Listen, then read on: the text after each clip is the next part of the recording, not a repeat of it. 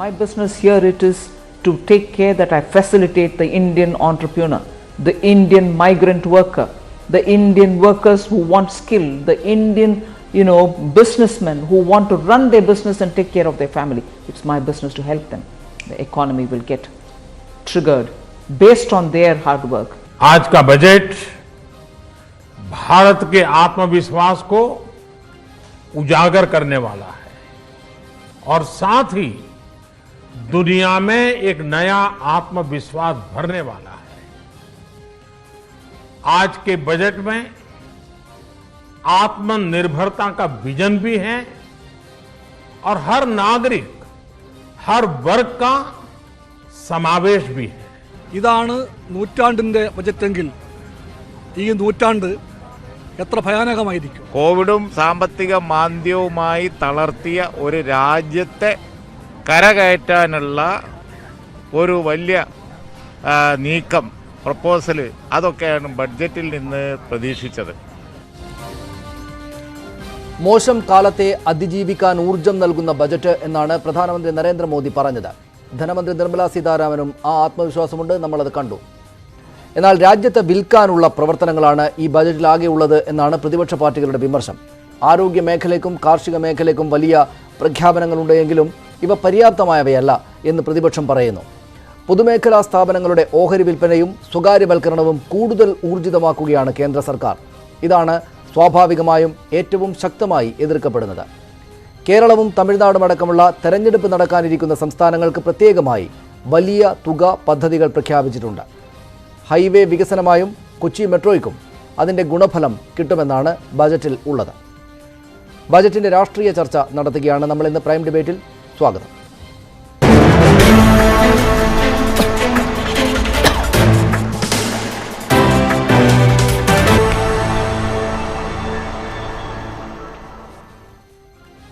BJP നേതാവ് Shri B Gopalakrishnan Kozhikode നിന്ന് ഈ ചർച്ചയിൽ പങ്കെടുക്കുന്നു. CPM നേതാവ് മുൻ MP ശ്രീ PK ബിജു കോട്ടയത്ത് നിന്നാണ്. ശ്രീമതി ഷമ മുഹമ്മദ് കോൺഗ്രസിൻ്റെ ദേശീയ വക്താവ്, അവർ കണ്ണൂരിൽ നിന്നാണ് ഈ ചർച്ചയിൽ ചേരുന്നത്. ശ്രീ PC സിറിയക്ക് നമുക്കൊപ്പം കൊച്ചിയിൽ നിന്നുകൂടെ ചേരുന്നു. ആദ്യം ശ്രീമതി ഷമ മുഹമ്മദ്, ഈ ആരോഗ്യ മേഖലയ്ക്കും കർഷകർക്കുമൊക്കെ ഊന്നൽ നൽകിയിട്ടുള്ളതാണ്, നികുതി ഭാരമൊന്നും അടിച്ചേൽപ്പിച്ചിട്ടില്ല. ഈ മോശം കാലത്തെ കടന്നു പോകാനുള്ള എല്ലാ ശ്രമങ്ങളും നടത്തിയിട്ടുമുണ്ട്. ഊർജിതമാകും, ഒന്നുകൂടെ നല്ല ശക്തിയായിട്ടുള്ള മുന്നോട്ട് പോക്കിന് ഉപകരിക്കുമെന്ന് പ്രധാനമന്ത്രിയും ധനമന്ത്രിയും ബജറ്റിനെക്കുറിച്ച് പറയുന്നു. എന്തുകൊണ്ടാണ് കോൺഗ്രസിന് ഈ ബജറ്റ് കാര്യമുള്ളതല്ല എന്ന് തോന്നുന്നത്? വ്യക്തിയുടെ മുഖം ഞാൻ കാണുന്ന അവരൊക്കെയുള്ള സംസാരം ഞാൻ കേൾക്കുന്നത്. നിങ്ങളെ സംസാരം നിങ്ങളെ ചാനലുകാർ ഇടുന്നില്ല, എനിക്ക് കേൾക്കാൻ പറ്റുന്നില്ല. നിങ്ങള് മിസ്റ്റർ ബിജുവിനെ ഞാൻ കാണുന്നത് അദ്ദേഹത്തിന്റെ അവര് റെഡിയായോ അതെല്ലാം ഞാൻ കേൾക്കുന്നത്, കേൾക്കാൻ പറ്റുന്നില്ല. ശരി, ഞാൻ താങ്കളിലേക്ക് വരാം. അതെന്തുകൊണ്ടാണത് കൃത്യമാകുന്നതിന് മുമ്പ് ഇങ്ങോട്ട് വന്നതെന്നറിയില്ല. ഞാൻ വരാം താങ്കളിലേക്ക്. ശ്രീ PC സിറിയക്ക് ഏത് നിലക്ക് വിലയിരുത്തും ഈ ബജറ്റിനെ താങ്കൾ?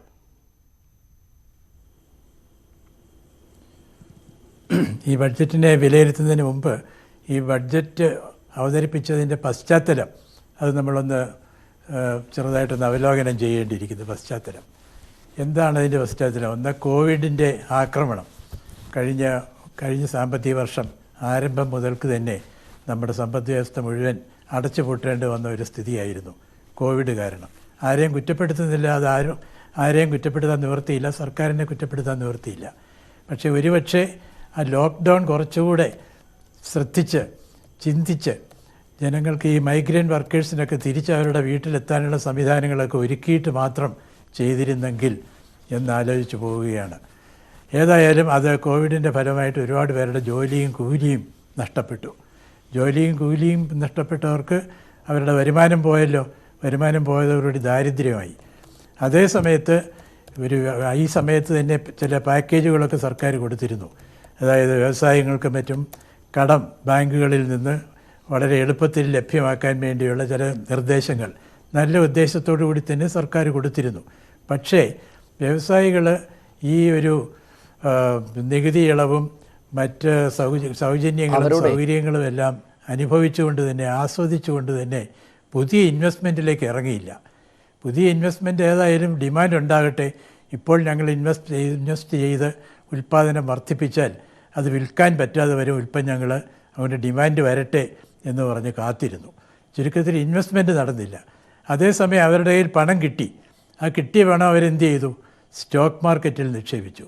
സ്റ്റോക്ക് മാർക്കറ്റിൽ നിക്ഷേപിച്ചതോടുകൂടി സ്റ്റോക്ക് മാർക്കറ്റിൻ്റെ ഇൻഡെക്സുകളെല്ലാം ഉയർന്നു. ഈ അടുത്ത ഒരാഴ്ച മുമ്പ് 50,000 വരെ 50,000 കടന്നു സൂചിക. അപ്പോൾ അങ്ങനെ വന്നപ്പം കുറച്ച് പേരായി. ഇൻവെസ്റ്റേഴ്സ് വളരെ ചെറിയ ശതമാനമാണ്. വലിയ പണക്കാരായിട്ടുള്ള ഇന്ത്യൻ ജനസംഖ്യയുടെ 1% പോലും ഇൻവെസ്റ്റ് ചെയ്യുന്നവരാകുമെന്ന് എനിക്ക് തോന്നുന്നില്ല. ഏതായാലും അവർക്ക് വൻ നേട്ടം, മറ്റവർക്ക് ജോലി നഷ്ടപ്പെട്ടവർക്കും കൂലി ഇല്ലാതായവർക്കും എല്ലാം വൻ ദാരിദ്ര്യം. അപ്പം പാവപ്പെട്ടവനും പണക്കാരനും തമ്മിലുള്ള ഗ്യാപ്പ് വർദ്ധിക്കുകയും ചെയ്തു. ഈ ഒരു സാഹചര്യം അപ്പോൾ ഇതേ നേരത്തെ തന്നെ സർക്കാർ നിർഭാഗ്യവശാൽ കയറ്റുമതി വർദ്ധിപ്പിക്കണം. നമ്മുടെ ലേബർ ഇൻറ്റൻസീവായിട്ടുള്ള കുറേ അധികം തൊഴിലവസരങ്ങൾ നൽകുന്ന ഒരുപാട് ഉൽപ്പന്നങ്ങൾ കയറ്റുമതി ചെയ്യായിരുന്നു. കയറ്റുമതി മാർക്കറ്റ് ഉണ്ടായിരുന്നു. ഇപ്പോൾ കാർപ്പറ്റുകൾക്കും ഹാൻഡിക്രാഫ്റ്റുകൾക്കും ജോലി ചെയ്ത് ഉൽപ്പാദിപ്പിക്കുന്ന മറ്റൊരുപാട് സാധനങ്ങൾക്ക്. പക്ഷേ സർക്കാർ അന്നേരം പെട്ടെന്നൊരു ആത്മനിർഭർ നയം പ്രഖ്യാപിച്ചു. സ്വയം പര്യാപ്തത വേണം. വാസ്തവത്തിൽ 50കളിലും 60കളിലും 1960കളിലും മറ്റും നമ്മുടെ സർക്കാർ, അന്നത്തെ കോൺഗ്രസ് സർക്കാർ അവലംബിച്ച നയമായിരുന്നു സ്വയം പര്യാപ്തത. ആ നയത്തിന് ഇന്ന് വാസ്തവത്തിൽ പ്രസക്തി ഇല്ല. ഇന്ന് നമ്മൾ സ്വയം പര്യാപ്തതയ്ക്ക് പുറകെ പോകേണ്ട കാര്യമില്ല. നമുക്ക് ഒരുപാട് കാര്യങ്ങളിൽ നല്ല കോമ്പിറ്റൻസ് ഉണ്ട്. അത് നമ്മൾ ഉൽപ്പാദിപ്പിച്ച് കയറ്റുമതി ചെയ്യണം. കോമ്പിറ്റൻസ് നമുക്ക് കുറവുള്ളത് ഇമ്പോർട്ട് ചെയ്യാൻ വേണം. അതുപോലെ തന്നെ കയറ്റുമതിക്ക് ആവശ്യമായ ഇറക്കുമതി റോ മെറ്റീരിയൽസ് ഇങ്ങോട്ട് കൊണ്ടുവരണം. അതിന് പകരം നമ്മളെന്ത് പറഞ്ഞു? ഇറക്കുമതി നിയന്ത്രിക്കപ്പെട്ടിരിക്കുന്നു, അതിൻ്റെ ഫലമായിട്ട് നമുക്ക് കറണ്ട് അക്കൗണ്ട് കമ്മി ഡെഫിസിറ്റ് എന്ന ഒരു രോഗമുണ്ടായിരുന്നു, അതിൽ നിന്ന് നമ്മളിതാ മുക്തി പ്രാപിച്ചിരിക്കുന്നു എന്ന് പറഞ്ഞ് നമ്മൾ ആഘോഷിച്ചു. ഇതാണ് എൻ്റെ പശ്ചാത്തലം. ഈ പശ്ചാത്തലത്തിലൊരു ബഡ്ജറ്റ് കൊണ്ടുവരുമ്പോൾ നമ്മൾ വാസ്തവത്തിൽ പ്രതീക്ഷിച്ചിരുന്നത് തൊഴിലവസരം വർദ്ധിപ്പിക്കാനും ഈ തൊഴിലില്ലാതെ പോയി കരഞ്ഞുകൊണ്ടിരിക്കുന്നയാളുടെ കണ്ണീരൊപ്പാനും ഒക്കെയുള്ള എന്തെങ്കിലും പ്രതിവിധികൾ കാണും. പക്ഷെ നിർഭാഗ്യവശാൽ അതൊന്നും കാണുന്നില്ല. നമ്മൾ ബഡ്ജറ്റ് നല്ല ഉദ്ദേശത്തോടുകൂടി ആയിരിക്കാം നമ്മുടെ ഭരണാധികാരികളുടെ പ്രത്യാശ. ഒരുപാട് ആനുകൂല്യങ്ങൾ കൊടുത്താൽ കമ്പനികൾ പണം ഇൻവെസ്റ്റ് ചെയ്യും. അങ്ങനെ ഇൻവെസ്റ്റ് ചെയ്യുന്നതിൻ്റെ ഫലമായിട്ട് പുതിയ തൊഴിലവസരങ്ങൾ ഉണ്ടാകും. അങ്ങനെ എല്ലാവർക്കും വരുമാനം കിട്ടും, രക്ഷപ്പെടാൻ കഴിയും എന്നൊരു പ്രത്യാശയാണ്. ആ പ്രത്യാശ എന്തുമാത്രം പ്രായോഗികമാകുമെന്ന് കണ്ടറിയണം. അതുകൊണ്ട് എൻ്റെ ഒരു ഭയം, നമ്മൾ ഒരുപാട് പദ്ധതികൾ ഇന്ന് പ്രഖ്യാപിച്ചിട്ടുണ്ട്. പക്ഷേ ഈ പദ്ധതികളെല്ലാം നടപ്പാക്കാനുള്ള സാമ്പത്തിക ശേഷി നമുക്കുണ്ടോ? ആ ശേഷിക്ക് വേണ്ടി നമ്മൾ ഉദ്ദേശിക്കുന്നത് കടം വാങ്ങുന്ന ഒരു പരിധി വരെ. പക്ഷേ അപ്പോഴത്തേക്കും ധനക്കമ്മി എല്ലാ പരിധികളും വിട്ട് ഉയരുന്നു. ഇങ്ങനെ ധനക്കമ്മി ഉയരുമ്പോൾ എന്ത് ചെയ്യുന്നു? ഇപ്പം ലോകത്തിലെ മിക്ക ഇക്കോണമിസ്റ്റുകളും പറയുന്നത് ഇങ്ങനൊരു സാഹചര്യത്തിൽ സർക്കാർ പണം മുടക്കി ഇൻഫ്രാസ്ട്രക്ചർ പദ്ധതികൾ നടപ്പാക്കുക, കമ്പനികളെ ഒന്നും ആശ്രയിക്കേണ്ട ഇൻവെസ്റ്റ്മെൻറ്റ് നടത്തുമെന്ന്. ആരും ചെയ്യാൻ പോകുന്നില്ല. സർക്കാരിൻ്റെ ഉള്ള പണം മുഴുവൻ അല്പം കമ്പി കൂടിയാൽ പോലും എല്ലാ ഇൻഫ്രാസ്ട്രക്ചർ പദ്ധതികൾക്ക്, അടിസ്ഥാന സൗകര്യ പദ്ധതികൾക്ക് വേണ്ടി ഇറക്കുക. അതൊരു നല്ല കാര്യം. ഇപ്പം ഇന്നത്തെ ബഡ്ജറ്റിലും കുറേ റോഡ് വികസന പദ്ധതികളും റെയിൽവേ വികസന പദ്ധതികളും ഒക്കെ പറയുന്നുണ്ട്. അത് നല്ല കാര്യം. തീർച്ചയായിട്ടും അതുകൊണ്ട് കുറേ പ്രയോജനം കിട്ടും. പക്ഷേ പണം ഉണ്ടാക്കാൻ എന്താ ചെയ്യുന്നത്? അതാണ് അതിന് ആ ഭാഗത്തേക്ക് വരാം. ശ്രീ ഞാൻ താങ്കളിലേക്ക് വരാം. ഒന്ന് മറ്റ് അതിഥികളിലേക്ക് പോയതിനു ശേഷം ഞാൻ താങ്കളിലേക്ക് വരാം. അതിന് ഈ പണം ഉണ്ടാക്കാൻ വേണ്ടി ഈ പൊതുമേഖലാ സ്ഥാപനങ്ങളുടെ ഓഹരി വിൽക്കുന്നതടക്കമുള്ള കാര്യങ്ങൾ നല്ല നയനിലപാടുകളാണോ എന്ന് നമുക്ക് പരിശോധിക്കേണ്ടതുണ്ട്. ഞാൻ താങ്കളിലേക്ക് വരാം. ശ്രീ പി കെ ബിജു, ശ്രീമതി ഷമാ മുഹമ്മദ് ഞാൻ വരാം. അതിനു മുമ്പ് ശ്രീ പി കെ ബിജു, എന്തുകൊണ്ടാണ് ഇടതുപക്ഷം എതിർക്കും സ്വാഭാവികമായിട്ടും ഈ സർക്കാരിൻ്റെ ബജറ്റിനെ? ഈ ബജറ്റിൽ ഇത്രയ്ക്ക് എതിർക്കാൻ മാത്രമുള്ള കാര്യമുണ്ടോ? വളരെ മോശമായിട്ടുള്ളൊരു കാലമല്ലേ? അതിനെ എങ്ങനെയെങ്കിലുമൊക്കെ മറികടന്ന് പോവുക എന്നതിൽ ഒരു സ്കില്ല് ധനമന്ത്രി നിർമ്മലാ സീതാരാമൻ കാണിച്ചിട്ടില്ലേ? സനീഷിന് അഭിപ്രായം ഉണ്ടായിരിക്കും മോശമായ കാലമാണ് ഇതെന്നുള്ളത്. പക്ഷെ BJP ഇതുവരെ അത് അംഗീകരിച്ചിട്ടില്ലല്ലോ. ലോകത്തെ ഏറ്റവും വലിയ സാമ്പത്തിക ശക്തിയായി കുതിച്ചുകൊണ്ടിരിക്കുന്നു എന്നാണ് അവർ ഓരോ ബഡ്ജറ്റിലും പറഞ്ഞുകൊണ്ടിരിക്കുന്നത്. കഴിഞ്ഞ ബഡ്ജറ്റിൽ അവർ 5 ട്രില്യൺ എക്കോണമിയുള്ള രാജ്യമാക്കി മാറ്റുന്നതിന് വേണ്ടിയിട്ടുള്ള പ്രഖ്യാപനമാണ് നടത്തിയത്. അന്ന് പറഞ്ഞത് 8.8% വളർച്ച GDP-യിൽ ഉണ്ടാകും എന്നാണ്. ഇപ്പം കഴിഞ്ഞ ദിവസം പുറത്തിറക്കിയ എക്കണോമിക് സർവേ പറഞ്ഞത് 7.7 താഴ്ന്നു എന്നാണ് പറഞ്ഞിട്ടുള്ളത്. അപ്പൊ വീണ്ടും പ്രഖ്യാപനം നടത്തുന്നത് 11% വളർച്ച ഇന്ത്യയിലെ കഴിഞ്ഞ 20 വർഷത്തെ ഏറ്റവും വലിയ വളർച്ചയിലേക്ക് പോകും എന്നാണ്. പക്ഷേ ഇന്നത്തെ ബഡ്ജറ്റ് പരിശോധിച്ചാൽ അതൊന്നും കാണാൻ കഴിയുന്നില്ല. കൂടുതൽ തളർച്ചയിലേക്ക് പോകുന്ന സ്ഥിതിയിലേക്ക് ഇന്ത്യൻ സമ്പദ്ഘടനയെ മാറ്റുക എന്ന ലക്ഷ്യം പൂർത്തീകരിക്കുന്ന തരത്തിലാണ് ബഡ്ജറ്റ് പോകുന്നത്. ഇവിടെ പ്രഖ്യാപിച്ചിട്ടുള്ള പല പദ്ധതികളും നോക്കി അറിയാം. നമ്മുടെ രാജ്യത്തെ പൊതുമേഖലാ സ്ഥാപനങ്ങൾ വിറ്റ് 1,70,50,000 കോടി സമാഹരിക്കാൻ ലക്ഷ്യം വെച്ചിട്ടുള്ളത്. കഴിഞ്ഞ ബഡ്ജറ്റിൽ 1 ലക്ഷം കോടിയായിരുന്നു. അത് 1 ലക്ഷം കോടിയിലധികം വിറ്റ് അവര് സമാഹരിച്ചു കഴിഞ്ഞു. ഇതോടൊപ്പം തന്നെയാണ് പെട്രോൾ ഡീസൽ ഉൽപ്പന്നങ്ങളുടെ വില വർദ്ധിപ്പിച്ച് 3.3 ലക്ഷം കോടിയാണ് അവർ സമാഹരിച്ചത് എന്ന് പറയുന്നു. അപ്പൊ വലിയ തോതിൽ ജനങ്ങളെ കൊള്ളയടിച്ച് പണം പിഴിയുകയും അത് ജനങ്ങളുടെ ജീവിതത്തെ സഹായിക്കുന്ന വിധത്തിൽ ഉപയോഗിക്കാതിരിക്കുകയും ചെയ്യുന്ന ഏറ്റവും മോശമായ ബഡ്ജറ്റിംഗ് സംവിധാനമാണ് BJP വന്നതിന് ശേഷം ഇപ്പൊ ഈ പാൻഡമിക്കിന്റെ കാര്യമെല്ലാം എടുത്തു പിടിച്ചുകൊണ്ട് അതിനെ മറികടക്കാനുള്ള പരിശ്രമമല്ല യഥാർത്ഥത്തിൽ ഉണ്ടാകുന്നത്. യഥാർത്ഥത്തിൽ ബഹുമാനീയനായിട്ടുള്ള PC സിറിയക്ക് ഇവിടെ സൂചിപ്പിച്ചതുപോലെ ജനങ്ങളുടെ ആവശ്യം മനസ്സിലാക്കി പണം ചെലവഴിക്കാൻ സർക്കാരുകൾ തയ്യാറാകണം. മറ്റ് ഇൻവെസ്റ്റേഴ്സിനെ പ്രതീക്ഷിച്ചിരിക്കുകയല്ല ഈ പാൻഡമിക് കാലത്ത് ചെയ്യേണ്ടത്. ലോകത്തെ പല രാജ്യങ്ങളും ഇത് മറികടക്കാൻ ചെയ്യുന്ന പ്രവർത്തനം അതാണ്. എന്നാൽ ഇവിടെ ആത്മനിർഭര ഭാരതിന്റെ 5 ലക്ഷം കോടി 20 ലക്ഷം കോടിയുടെ പദ്ധതി അന്ന് തന്നെ ഞങ്ങൾ പറഞ്ഞു ഇത് തട്ടിപ്പാണ്, വെറും ബലൂണാണ്, വേറെ ഉള്ളിലൊന്നുമില്ല എന്ന് പ്രതിപക്ഷം ചൂണ്ടിക്കാണിച്ചിരുന്നു. ഏതാണ്ട് 1 ലക്ഷം കോടി മാത്രമാണ് അന്ന് യഥാർത്ഥത്തിൽ എന്തെങ്കിലും ചെയ്യാൻ വേണ്ടി മാറ്റിവെച്ചിരുന്നത്. 20 ലക്ഷം കോടിയുടെ പ്രഖ്യാപനമാണ് നടത്തിയത്.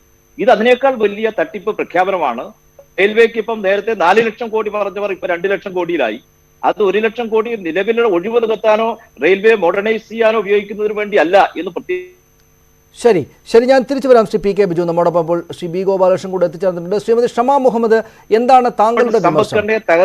ഞാൻ തിരിച്ചു വരാം ശ്രീ PK ബിജു താങ്കളിലേക്ക്. ശ്രീമതി ഷമ മുഹമ്മദ്, എന്താണ് താങ്കളുടെ വിമർശം? ചെയ്യാവുന്ന കാര്യങ്ങൾ ഈ ജനാനുകൂലമായിട്ട് ചെയ്യാൻ ശ്രമിച്ചിട്ടില്ലേ ഈ ബജറ്റിൽ?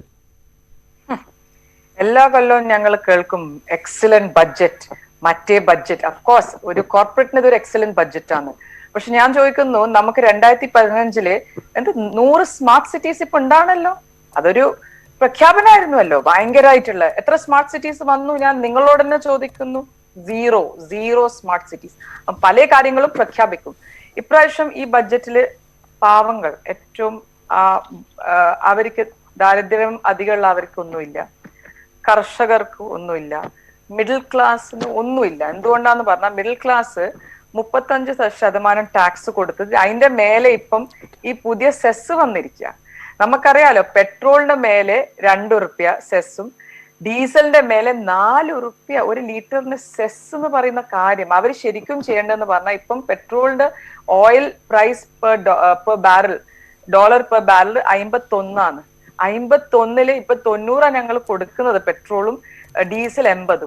എന്താ നമ്മള് 2014 വരുന്ന മുമ്പ്, ഇവര് വരുന്ന മുമ്പേ അന്നേരം $107 ആയിരുന്നു പെർ ബാരൽ.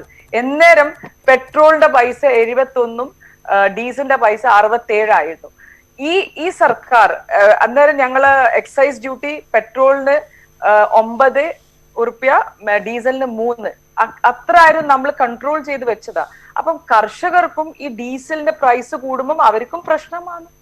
പിന്നെ കിസാൻ നിധി യോജന എന്ന് പറഞ്ഞ കാര്യം, ആ കിസാൻ നിധി യോജനയില് 88 കോടിയായിരുന്നു ഒരു കൊല്ലം, അത് 66 ആയിരിക്കുക. അപ്പം എല്ലാം മാറ്റിയിരിക്കുക. പിന്നെ ഡിഫൻസ് ആണ് ഞാൻ നോക്കിയ ഒരു ബഡ്ജറ്റ്.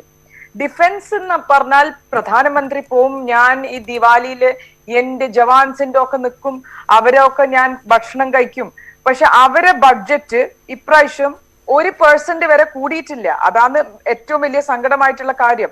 ഇപ്പം അവരിയ്ക്കുന്നത് ഡിഫൻസ് ബഡ്ജറ്റിൽ കഴിഞ്ഞ പ്രാവശ്യം ഉണ്ടായത് ഞാൻ പറഞ്ഞുതരാം. Amount 300,043,822 crore. അപ്പൊ 3,43,00,000 ഇപ്രാവശ്യം അത് 3,47,000 ആക്കിയിട്ടുണ്ട്. അപ്പം ഒരു വ്യത്യാസമില്ല. ഞങ്ങൾ വിചാരിച്ചു അറ്റ്ലീസ്റ്റ് ചൈന, ഇപ്പൊ ഞങ്ങള് അരുണാചൽ പ്രദേശില് വീടുണ്ടാക്കുന്ന 1,500 സ്ക്വയർ കിലോമീറ്റർ ഉള്ളിലുള്ള. അപ്പം ഡിഫൻസ് ബഡ്ജറ്റ് അറ്റ്ലീസ്റ്റ് ഒരു 3% ആയിരിക്കണം. പിന്നെ ഞങ്ങളെ ഹെൽത്ത് ബഡ്ജറ്റ് അവര് പറയാം 94,000 കോടി 452 കോടിയാണ് കഴിഞ്ഞ പ്രാവശ്യം. പക്ഷെ ഇപ്രാവശ്യം അവര് കൂട്ടിയിരിക്കുക, അത് 2,02,203. അപ്പൊ ഞാൻ ചോദിക്കുന്നു, ഇത് കൂട്ടുമ്പം ഒരു കാര്യം ആലോചിക്കണം. അതിൽ 35,000 crore മറ്റേ വാക്സിനേഷനാ, 1 ടൈം സ്പെൻഡിങ് അത്. അപ്പം എന്താന്ന് ഞങ്ങൾ വിചാരിച്ചു ഇപ്രാവശ്യം കോവിഡിന്റെ ശേഷം ഹെൽത്ത് കെയർ അവര് കൂട്ടുന്നു. ഈ ബഡ്ജറ്റിൽ ഞങ്ങൾ കാണുന്ന പിന്നെ ഞങ്ങൾ റോഡ്, എയർപോർട്ട്, റെയിൽവേ എല്ലാം വെക്കാം. വിശദമായിട്ട് വരാം. അപ്പൊ ഞാൻ ഒരു ലാസ്റ്റ് പോയിന്റ്, ഇതില് ഈ ബഡ്ജറ്റില് ഇതൊരു കോർപ്പറേറ്റ്സിനുള്ള മാത്രമുള്ള ബഡ്ജറ്റും പിന്നെ ഞാൻ പറയുന്നത് ഇതൊരു ഇലക്ഷൻ മാനിഫെസ്റ്റോ ബഡ്ജറ്റ് ആണ്. എന്തുകൊണ്ടാന്ന് പറഞ്ഞാൽ ഇൻഫ്രാസ്ട്രക്ചർ വെറും കേരള, തമിഴ്നാട്, ആസാം, വെസ്റ്റ് ബംഗാൾ. ഇത് എന്ത് നോൺസെൻസ് ആയത്? ഇത് ഏക് ഭാരത് ഏക് ഹം ഏക് ഹേ എന്നെല്ലാം പറയും മോദി. ഇത്ര കള്ളം പറയുന്ന ഒരു പ്രധാനമന്ത്രി എന്റെ ജീവിതത്തിലെ കണ്ട, അതിലും വലിയ കള്ളം പറയുന്ന ഒരു ഫൈനാൻസ് മിനിസ്റ്ററും. ഞാൻ തിരിച്ചു വരാം ശ്രീമതി ഷമാ മുഹമ്മദ്. ശ്രീ ബി ഗോപാലകൃഷ്ണൻ, ഈ പറയുന്നത് പോലെ ഈ വലിയ തോതിലുള്ള വാഗ്ദാനങ്ങളൊക്കെ ഉണ്ടായിട്ടും നടക്കുന്നൊന്നുമില്ല എന്നാണ് അവർ പറയുന്നത്. ഒപ്പം ഈ മഹാമാരിക്കാലത്ത് ഏറ്റവും കൂടുതൽ പ്രയാസമുണ്ടായത് ആർക്കാണ്? നമ്മുടെ നാട്ടിലെ ഏറ്റവും സാധാരണക്കാരായ ആളുകൾക്ക്. ഏറ്റവും സാധാരണക്കാരായ ഈ കോവിഡ് വന്നതോടെ കൂടുതൽ പ്രയാസത്തിലേക്ക് പോയ സാധാരണക്കാർക്ക് എന്താണ് ഈ ബജറ്റിനകത്തുള്ളത്? ഒന്നുമില്ല. ഞാൻ പറഞ്ഞുതരാം, ഗോപാലകൃഷ്ണൻ വരുന്ന മുമ്പേ ഒന്നുമില്ല, സീറോ. ഈ ബജറ്റ് എന്ന് പറയുന്നത് സ്വതന്ത്ര ഭാരതത്തിന്റെ ചരിത്രത്തിൽ ആദ്യമായിട്ട് അടിസ്ഥാനപരമായിട്ടുള്ള വിഷയങ്ങൾ, അതിലൊന്ന് എന്ന് പറയുന്നത് ഹെൽത്താണ്. ലോകം മുഴുവനും വലിയ പ്രതിസന്ധി ഉണ്ടാക്കിയിട്ടുള്ള മഹാമാരിയെ എല്ലാ അർത്ഥതലങ്ങളിലും തടയുക, അതിൻ്റെ പ്രതിരോധത്തിൽ, അതിൻ്റെ റിസർച്ചിൽ, അതിൻ്റെ മരുന്ന് ഉൽപ്പാദനത്തിൽ, അതിൻ്റെ മരുന്നിൻ്റെ വിതരണത്തിൽ, അതിൻ്റെ ലാബ് ടെക്നോളജിയുടെ കാര്യത്തിൽ, അങ്ങനെ എല്ലാ അർത്ഥത്തിലും ആ ഹെൽത്ത് രംഗത്ത് ഏതാണ്ട് 123% വർധനവോട് കൂടിയിട്ട് ഇപ്രാവശ്യത്തെ ബജറ്റ് വന്നിരിക്കുന്നു. ബജറ്റിൻ്റെ 6 പില്ലറുകളിൽ ഏറ്റവും പ്രധാനപ്പെട്ട പില്ലർ എന്ന് പറയുന്നത് വാസ്തവത്തിൽ ഈ ഇൻറ്റിഗ്രേറ്റഡ് പബ്ലിക് ഹെൽത്ത് സിസ്റ്റം എന്ന സങ്കല്പത്തിൽ അടിസ്ഥാനപ്പെടുത്തി എല്ലാ ജില്ലകൾ കേന്ദ്രീകരിച്ചുകൊണ്ട്, പഞ്ചായത്തുകളിൽ കേന്ദ്രീകരിച്ചുകൊണ്ട് ചെറിയ ചെറിയ ലാബുകളടക്കം വരുന്ന ഏതാണ്ട് 123% ഹൈപ്പ് കൊടുത്തുകൊണ്ട് ഹെൽത്ത് മേഖലയെ ഏറ്റവും സംശുദ്ധമാക്കുന്നു. ഈ ഹെൽത്ത് എന്ന് പറയുന്നതിനകത്ത് സ്വച്ഛ് ഭാരത് വരുന്നു, ഹെൽത്ത് എന്ന് പറയുന്നതിനകത്ത് ജലജീവൻ വരുന്നു. 4500ഓളം നഗരങ്ങളിൽ ശുദ്ധജലം കൊടുക്കുന്നു. എന്ത് ചെയ്യാൻ പറ്റും? 10-65 കൊല്ലം ഭരിച്ച കോൺഗ്രസ്സുകാർക്ക് ശുദ്ധജലം കൊടുക്കാൻ കഴിഞ്ഞിട്ടില്ല. 10-65 വർഷം ഭരിച്ച കോൺഗ്രസ്സുകാർക്ക് ഊർജം, അതായത് വൈദ്യുതി കൊടുക്കാൻ കഴിഞ്ഞിട്ടില്ല. വർത്തമാനമൊക്കെ 1.5 കിലോമീറ്റർ നീളത്തിലാണ്, പക്ഷേ യാഥാർത്ഥ്യവും വർത്തമാനവും തമ്മിൽ വ്യത്യാസമുണ്ട്. അപ്പോൾ ജൽജീവൻ പദ്ധതിയുമായി ബന്ധപ്പെട്ട് ശുദ്ധ ജലം വിതരണവുമായി ബന്ധപ്പെട്ട് ഏതാണ്ട് 4500 നഗരങ്ങളിൽ ശുദ്ധജലം കൊടുക്കുന്നു. സ്വച്ഛ് ഭാരതിൻ്റെ വലിയ ഹൈപ്പുണ്ടാകുന്നു നഗരങ്ങളിൽ. എന്നു മാത്രമല്ല, നമുക്കെല്ലാവർക്കും അറിയാം വായു മലിനീകരണവുമായി ബന്ധപ്പെട്ട വിഷയം. അപ്പോൾ ഹെൽത്തിനെ സംബന്ധിച്ചിടത്തോളം ഈ ഹെൽത്ത് എന്ന് പറയുന്നത് സാധാരണ ജനങ്ങളുടെ വിഷയമാണ്. ആ സാധാരണ ജനങ്ങൾക്ക് ഏറ്റവും ഉപകാരപ്രദമായിട്ടുള്ള ഒരു വിഷയമാണ് ഹെൽത്ത്, ആരോഗ്യമുള്ള ഒരു ഭാരതം. അത് സാധാരണക്കാരൻ്റെ ആരോഗ്യമല്ല, അത് കോർപ്പറേറ്റിൻ്റെ ആരോഗ്യമല്ല. എന്തു പറഞ്ഞാലും കോർപ്പറേറ്റിനെ പറയുക, എന്തു പറഞ്ഞാലും കച്ചവടം പറയുക, എന്തു പറഞ്ഞാലും ഡിസ്ഇൻവെസ്റ്റ്മെന്റ് പറയുക, എന്തു പറഞ്ഞാലും ഒന്നും ചെയ്യുന്നില്ല, മോദി നുണ പറയുന്നു എന്ന് പറഞ്ഞിരിക്കും. നുണ പറയുന്നു പറയുന്നവർ തന്നെ കള്ളത്തരം പറയുന്നവരാ. പക്ഷേ ഇവിടെ ശ്രീ ഗോപാലകൃഷ്ണൻ അവര് ശ്രീമതി ഷമാ മുഹമ്മദ് സംസാരിച്ചപ്പോൾ തുടക്കത്തിൽ ചൂണ്ടിക്കാണിച്ചൊരു കാര്യമുണ്ടല്ലോ ശ്രീ ഗോപാലകൃഷ്ണൻ, അതായത് ഈ 100 സ്മാർട്ട് സിറ്റീസ് ഉണ്ടാകുമെന്ന് കഴിഞ്ഞ ബജറ്റിൽ പറഞ്ഞു, ഒരു സ്മാർട്ട് സിറ്റി പോലും ഉണ്ടായില്ല. അങ്ങനെ ഈ പ്രഖ്യാപനങ്ങൾ താങ്കൾ പറഞ്ഞത് ശരിയാണ്, ആരോഗ്യ മേഖലയ്ക്ക് വേണ്ട ഊന്നൽ കൊടുക്കേണ്ടേ, അത് കൊടുത്തിട്ടില്ലേ? പ്രഖ്യാപനങ്ങൾ ഏറ്റവും പ്രധാനം അതായിരുന്നു. ഈ 6 പില്ലറുകളിൽ ഏറ്റവും പ്രധാനപ്പെട്ട ആരോഗ്യമാണ്. പക്ഷേ ഈ പ്രഖ്യാപനങ്ങളിൽ ഇതൊക്കെ നടപ്പാക്കാനുള്ള പണം എവിടെയാണെന്ന് ചോദിച്ചാൽ ഇത് ഈ നമ്മുടെ പൊതുമേഖലാ സ്ഥാപനങ്ങളെ ആകെ വിറ്റിട്ടാണ് ഈ തുക ഉണ്ടാക്കുന്നതെന്ന് വിമർശിക്കും കോൺഗ്രസും CPM-ഉം.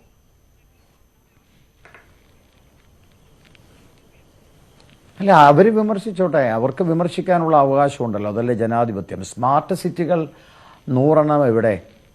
കേരളത്തിലേക്ക് വരൂ, ഷമാ മുഹമ്മദിന് കാണിച്ചു കൊടുക്കാമല്ലോ. സ്മാർട്ട് സിറ്റിയുമായി ബന്ധപ്പെട്ട് തിരുവനന്തപുരത്തുണ്ടായിട്ടുള്ള ഡെവലപ്മെൻറ്റ്, അതുപോലെ എറണാകുളത്തുണ്ടായിട്ടുള്ള ഡെവലപ്മെൻറ്റ്. സ്മാർട്ട് സിറ്റിയുമായി ബന്ധപ്പെട്ട് ഇന്ത്യയിൽ സ്മാർട്ട് സിറ്റി ഉണ്ടാക്കുക എന്ന് പറഞ്ഞാൽ അത് ഒരു ദിവസം കൊണ്ട് ഉണ്ടാക്കുന്നതല്ല. ഇപ്പോൾ അമൃത് പദ്ധതി എന്ന് പറയുന്നത് ഒരു ദിവസം കൊണ്ട് ഉണ്ടാവുന്നതാണ്. ഞാൻ താമസിക്കുന്ന എൻ്റെ തൃശ്ശൂരിൽ അദ്ദേഹം ഒന്ന് പറഞ്ഞതിന് ശേഷം ഞാൻ താങ്കളിലേക്ക് വരാം. ശ്രീമതി ഷമ, നിങ്ങൾ സംസാരിക്കുക. ഇതൊരു ചർച്ചയാണ്, ഇതൊരു രാഷ്ട്രീയ ചർച്ചയല്ല, ഇതൊരു അക്കാഡമിക് ചർച്ചയാണ്.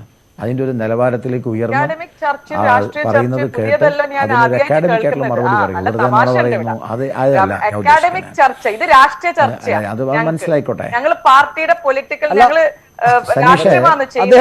അദ്ദേഹം പറയട്ടെ ശ്രീമതി ക്ഷമ, ഞാൻ താങ്കളിലേക്ക് വന്നുകൊള്ളാം, നമുക്ക് ഓരോരുത്തർക്കും അവസരം എടുത്തങ്ങ് പോകാമല്ലോ. അദ്ദേഹം പറയട്ടെ, അദ്ദേഹത്തിന്റെ അഭിപ്രായം പറയട്ടെ. താങ്കൾക്ക് അതിനെ ഖണ്ഡിക്കാനുള്ള സമയം ഞാൻ തരാം.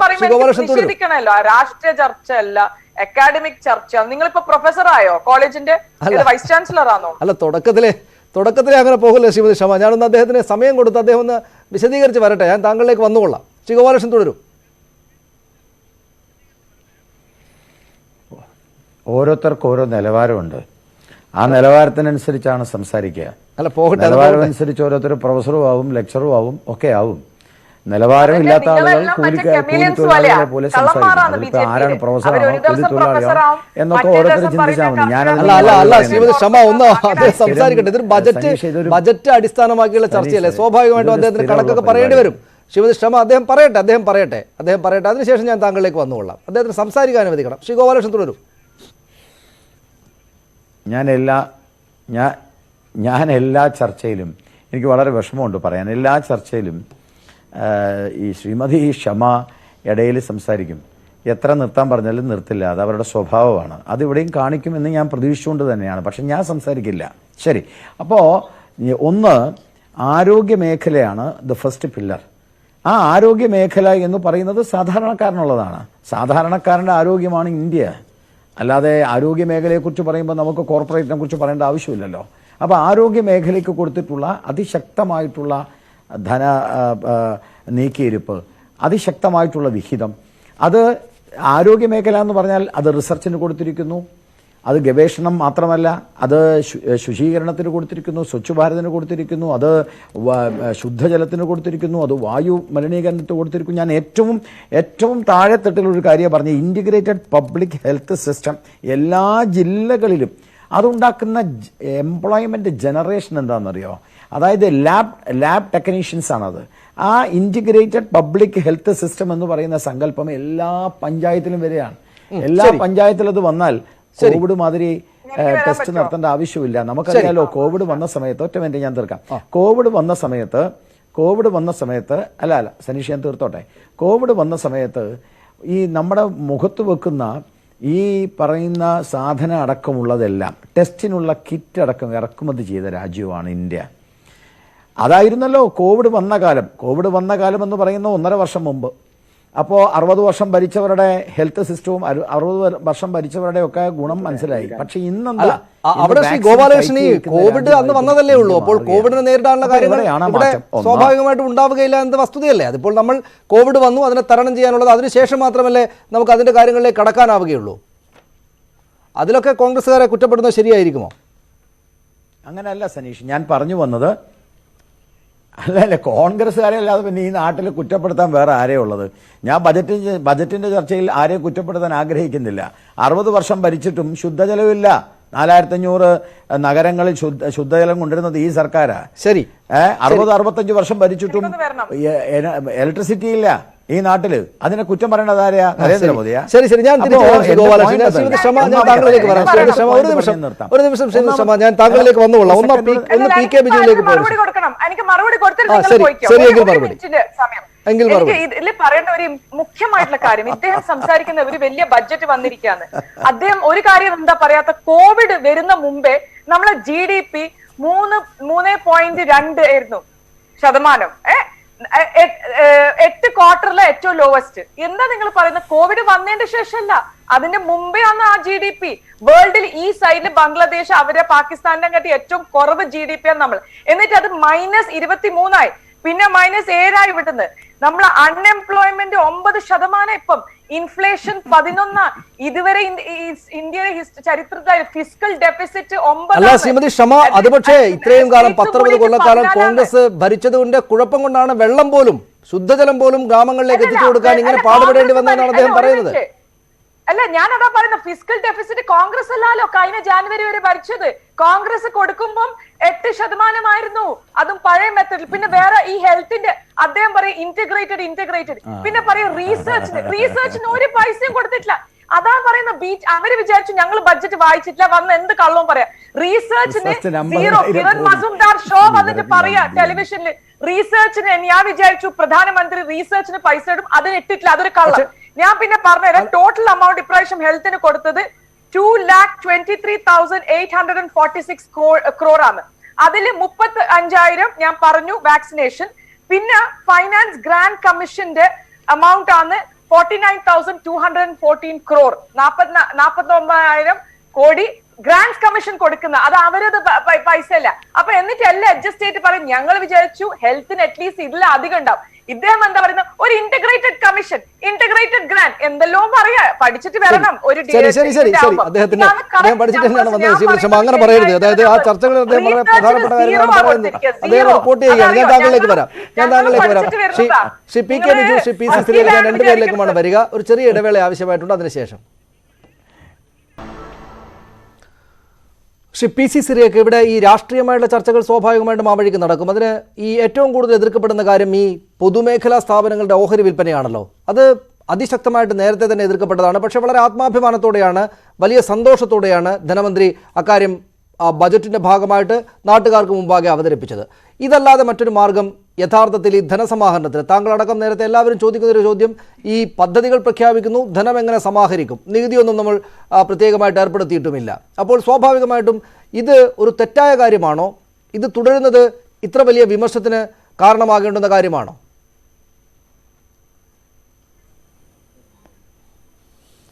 ഇല്ല, അത് പൊതുമേഖലയുടെ ചില സ്ഥാപനങ്ങൾ നമ്മൾ ഡിസ്ഇൻവെസ്റ്റ് ചെയ്യുന്നതിൽ വലിയ തെറ്റ് പറയാനില്ല. പക്ഷേ അത് സുതാര്യമായ രീതിയിൽ നമ്മുടെ രാജ്യത്തിൻ്റെ താല്പര്യങ്ങൾ പരിരക്ഷിച്ചുകൊണ്ട് വേണം ചെയ്യാൻ. മുൻപ് BJP സർക്കാർ, വാജ്പേയി സർക്കാരിൻ്റെ കാലത്ത് വളരെ പ്രധാനപ്പെട്ട ചില പൊതുമേഖലാ സ്ഥാപനങ്ങൾ സ്വകാര്യവൽക്കരിച്ചു. പക്ഷേ അവിടെയൊന്നും ഒരു സുതാര്യമായ നടപടിക്രമമോ കൃത്യമായി ലഭിക്കേണ്ട അത്ര എമൗണ്ട് പണം ലഭിക്കാനോ സാധിച്ചിട്ടില്ലെന്നുള്ളതാണ് ദുഃഖകരമായ സത്യം. ഉദാഹരണമായിട്ട് ബാൽക്കോ എന്ന് പറഞ്ഞൊരു company, Bharat aluminium company, Korba, മധ്യപ്രദേശിലുള്ള സ്ഥലമാണ്. മധ്യപ്രദേശ് ഇപ്പം ഛത്തീസ്ഗഡ് ആയിരിക്കാം ഒരു പക്ഷേ. ഏതായാലും അവിടെ ആ കമ്പനി നെഹ്റുവിൻ്റെ കാലത്തുണ്ടാക്കിയ ഒരു പ്രധാന പബ്ലിക് സെക്ടർ കമ്പനിയാണ്. മർമ്മപ്രധാനമായ, തന്ത്രപ്രധാനമായ അലൂമിനിയം ഡെവലപ്പ് ചെയ്തെടുക്കുന്ന സാധനമാണ് ബോക്സൈറ്റിൽ നിന്നും. ആ കമ്പനി വെറും 540 കോടി രൂപയ്ക്ക് ആ കമ്പനി വേദാന്ത ഗ്രൂപ്പിന് ഹാൻഡ് ഓവർ ചെയ്യേണ്ടി വന്നു. വാസ്തവത്തിൽ ആ കമ്പനിയുടെ മതിപ്പ് കുറഞ്ഞ പക്ഷം 5,500 കോടി, അതുമല്ല. അപ്പോൾ ഒരു ശരിയായ മതിപ്പിടാതെ, സുതാര്യമായ നടപടിക്രമങ്ങളില്ലാതെ, അതുപോലെ തന്നെ ബോംബെ എയർപോർട്ടിൻ്റെ തൊട്ടടുത്തുണ്ടായിരുന്ന സെൻറ്റോർ ഹോട്ടൽ വളരെ തുച്ഛമായ ഒരു തുകയ്ക്ക് കൊടുത്തതായിട്ടാണ് എൻ്റെ ഓർമ്മ. അതുപോലെ തന്നെ IPCL, Indian petro chemical corporation limited, Baroda, വളരെ തുച്ഛമായ തുകയ്ക്കാണത് റിലയൻസ് കമ്പനിക്കാണെന്ന് തോന്നുന്നു കിട്ടിയത്. പിന്നെ CMC, കമ്പ്യൂട്ടർ മെയിൻ്റനൻസ് കോർപ്പറേഷൻ, അത് ടാറ്റ കമ്പനിക്കാർക്ക്, ടാറ്റ കൺസൾട്ടൻസി സർവീസസിന് അതും തുച്ഛമായ വിലയ്ക്ക് പോയി. ഇങ്ങനെ ന്യായമായ വില കിട്ടാതെ നമ്മുടെ ഫാമിലി സിൽവർ എന്ന് പറയത്തക്ക രീതിയിലുള്ള സ്വത്തുക്കൾ അന്യാധീനപ്പെടുന്നത് സങ്കടകരമായ ഒരു കാഴ്ചയാണ്. ഇനിയെങ്കിലും അത്തരത്തിലുള്ള അപജയം സംഭവിക്കുമോ എന്ന് സംശയിക്കേണ്ടിയിരിക്കുന്നു. ഇപ്പോൾ എയർ ഇന്ത്യ പ്രൈവറ്റൈസേഷൻ നടത്തണമെന്ന് പറഞ്ഞ് 2 കൊല്ലമായി. അതൊരു പക്ഷേ ന്യായമായ വില കിട്ടാഞ്ഞുകൊണ്ടാണ് താമസിച്ചതെങ്കിൽ നല്ല കാര്യം. അതുപോലെ തന്നെ ഇക്കൊല്ലം ഇപ്പോൾ LICയുടെ ഷെയറുകൾ പൊതുജനങ്ങൾക്ക് കൊടുക്കും. പൊതുജനങ്ങൾക്ക് കൊടുക്കുന്നത് നല്ല കാര്യമാണ്. റീറ്റെയിൽ ഇൻവെസ്റ്റ്മെൻറ്റായിട്ട് 100, 200, 500 ഷെയർ വാങ്ങിക്കാൻ നിൽക്കുന്ന സാധാരണക്കാർക്ക് 5%, 10% കൊടുക്കുമെന്ന് കഴിഞ്ഞ ബഡ്ജറ്റിൽ പറഞ്ഞിരുന്നു. എന്തായെന്ന് അറിഞ്ഞില്ല. അതുപോലെ തന്നെ ഇനിയിപ്പോൾ 2 പൊതുമേഖലാ ബാങ്കുകൾ പ്രൈവറ്റൈസ് ചെയ്യുമെന്ന് പറയുന്നു. ഏതൊക്കെ ബാങ്കുകളാണെന്ന് അറിഞ്ഞുകൂടാ. സുതാര്യമായ നടപടിക്രമങ്ങൾ ഉണ്ടാകുമോ അറിഞ്ഞുകൂടാ. അതാണ് ശ്രദ്ധിക്കേണ്ടത്. ഞാൻ തിരിച്ചു വരാം ശ്രീ പി സി സിറിയക താങ്കളിലേക്ക്. ശ്രീ പി കെ ബിജു, ഞാൻ തിരിച്ചു വരാം ശ്രീ പി സി സിറിയക, ഞാൻ താങ്കളിലേക്ക് മറ്റുള്ളവരിലേക്ക് പോയതിനു ശേഷം. ശ്രീ പി കെ ബിജു, ഇവിടെ ഈ സ്വകാര്യവൽക്കരണം, അതുപോലെ തന്നെ ഇതോടുള്ള എതിർപ്പ്, ഈ പൊതുമേഖലാ സ്ഥാപനങ്ങളുടെ ഓഹരി വിൽപ്പന, ഇതോടുള്ള എതിർപ്പ് അതിശക്തമായിട്ട് നേരത്തെ തന്നെ ഇടതുപക്ഷം മുന്നോട്ട് വെക്കുന്നതാണ്. അവിടെ ഈ ശ്രീ ഗോപാലകൃഷ്ണൻ പറഞ്ഞതുപോലെ ആരോഗ്യ മേഖലയും അതുപോലെ സാധാരണക്കാർക്ക് നേരിട്ട് ഗുണം ലഭിക്കേണ്ടുന്ന കാര്യങ്ങളിലും പ്രത്യേകമായ ശ്രദ്ധ കൊടുത്തിട്ടുണ്ട് എന്നതിനെ പൂർണ്ണമായിട്ട് തള്ളിക്കളയാൻ സാധിക്കുമോ? ഈ ഏതെങ്കിലും വിധത്തിലൊക്കെ വരുമാനം ഉണ്ടാക്കണം, അത് ഈ നിലക്കല്ലാതെ സാധിക്കുകയില്ല എന്നവരുടെ ആത്മവിശ്വാസമായിരിക്കില്ലേ കാര്യങ്ങളെ മുന്നോട്ട് കൊണ്ടുപോകാൻ, ഈ ഡിസിൻവെസ്റ്റ്മെൻറ്റിലേക്ക് തന്നെ ആലോചനകൾ കൊണ്ടുപോകാൻ അവരെ പ്രേരിപ്പിക്കുന്നത്? സനീഷ്, വസ്തുതകളുടെ പിൻബലത്തിൽ ശ്രീ ഗോപാലകൃഷ്ണൻ പറഞ്ഞതുമായി യോജിക്കുന്നില്ല.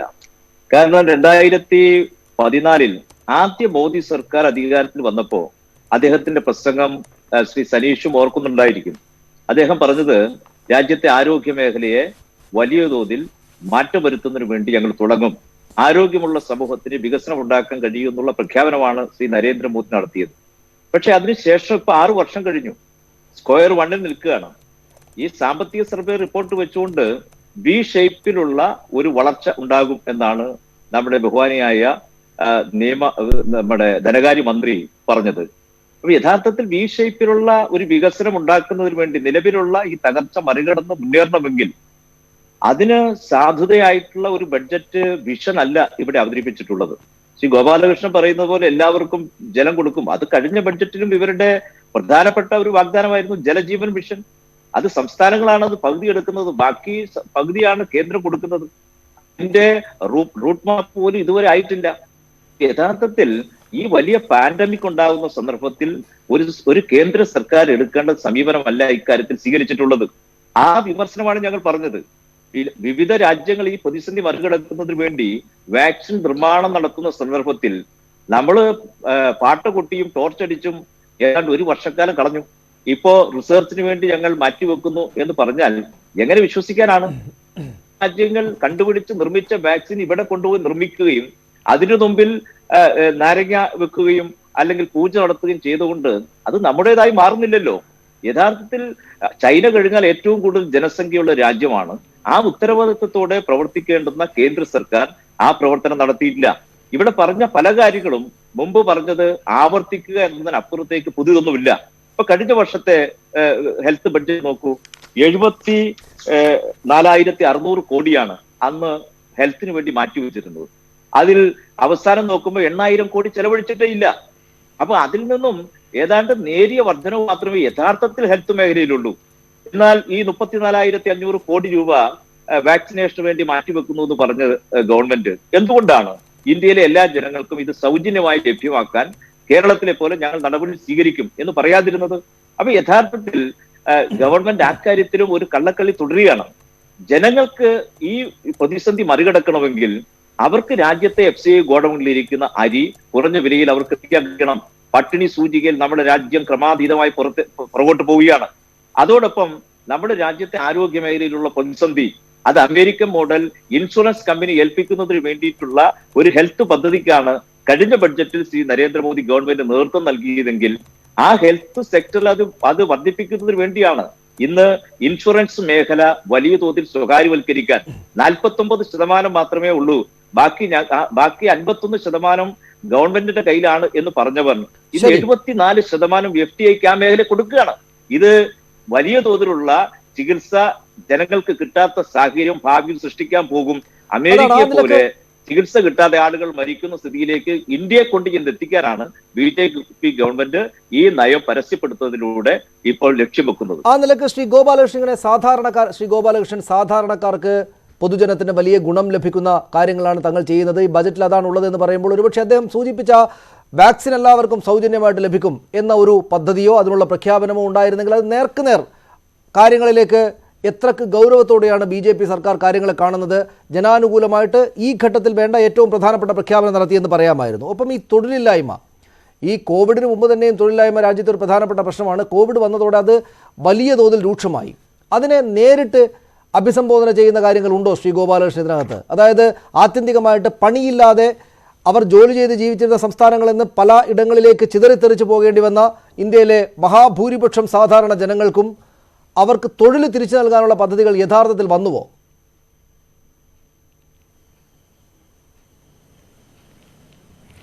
സനീഷേ, ഞാൻ വളരെ ഗൗരവത്തോടു കൂടിയിട്ട് ഒരു കാര്യം സൂചിപ്പിക്കുക. ഇതൊരു കേന്ദ്ര ബജറ്റാണ്. ഇവിടെ കേരളത്തിൽ തോമസ് ഐസക്ക് ചെയ്യുന്ന മാതിരി ലോകം മുഴുവനുള്ള ആളുകളിൽ നിന്ന് ലോകത്ത് കിട്ടാവുന്ന ലണ്ടൻ എക്സ്ചേഞ്ചിൽ പോയി മണിയടിച്ച് കൊടുക്കാവുന്നതിനേക്കാൾ 4 ഇരട്ടി പലിശയ്ക്ക് പൈസയും മേടിച്ച് നാട്ടുകാരെ പറ്റിക്കാൻ വേണ്ടി ക്ഷേമ പെൻഷൻ കൊടുത്ത ആളുകളെ പറ്റിക്കുന്ന പരിപാടിയല്ല കേന്ദ്ര ഗവൺമെൻറ്റിൻ്റെ ബജറ്റ് എന്ന് പറഞ്ഞാൽ. കേന്ദ്ര ഗവൺമെൻറ്റിൻ്റെ ബജറ്റിൽ എനിക്ക് ചിരി വരിക, വാക്സിൻ ഫ്രീ ആക്കാമായിരുന്നില്ലേ കേരളം ചെയ്ത പോലെ. കേരളത്തിന് ഫ്രീ ആയി കൊടുക്കുന്നത് കൊണ്ടാണ് കേരളം കൊടുക്കാമെന്ന് പറയുന്നത്. ഭാരതത്തിലെ സർക്കാർ, ഭാരതത്തിൻ്റെ പ്രധാനമന്ത്രി വാക്സിനിൽ ഫ്രീ ആണ്, സൗജന്യമാണ് എന്ന് പ്രഖ്യാപിച്ചു കഴിഞ്ഞതാണ്. ഇത് ബീഹാറിൽ സൗജന്യമാണെന്ന് പറഞ്ഞപ്പോൾ അന്ന് എതിർത്തവരെ സീതാറാം യെച്ചൂരി. ബീഹാറിൽ സൗജന്യമാണ് എന്ന് ഈ ഇന്ത്യ മഹാരാജ്യത്ത് ആദ്യമായിട്ട് ഒരു സംസ്ഥാനം സൗജന്യമായിട്ട് വാക്സിൻ കൊടുക്കുമെന്ന് പറഞ്ഞ ബീഹാറിലാണല്ലോ. അന്ന് ബീഹാറിൽ സൗജന്യമാണെന്ന് പറഞ്ഞപ്പോൾ അത് രാഷ്ട്രീയമാണ്, അത് കളവാണ്, അല്ലെങ്കിൽ അത് കൊടുക്കുന്നത് അത് ഇങ്ങനെ പറയാൻ പാടില്ലാത്തതെന്ന് പറഞ്ഞവരാ. ഇനി അതവിടെ കിടക്കട്ടെ. ചരിത്രത്തിലെ ഏതെങ്കിലും ഒരു ബജറ്റ് ഇത്രയും കാലത്തെ കോൺഗ്രസിൻ്റെയും ഇത്രയും കാലത്തെ ഇടതുപക്ഷ പിന്തുണയുള്ള കാലഘട്ടത്തിൽ ഭരിക്കുന്ന സമയത്തും ഇത്രയും ആരോഗ്യത്തിന് വേണ്ടി ഇത്രയും തുക നീക്കിവെച്ച ഒരു ചരിത്രം ഇന്നുവരെ ഇല്ല. അതാണ് അടിസ്ഥാനപരമായ വിഷയം. ഈ അടിസ്ഥാനപരമായ വിഷയത്തെ കണ്ടില്ല എന്ന് നടിച്ചിട്ട് ഇതൊന്നും സാധാരണക്കാർക്ക് കിട്ടില്ല, വാക്സിൻ ഫ്രീ ആയിട്ട് കൊടുക്കുന്നുണ്ടോ എന്നൊക്കെ ചോദിക്കുന്നത് അർത്ഥശൂന്യമായ ഒരു വാദമാണ്.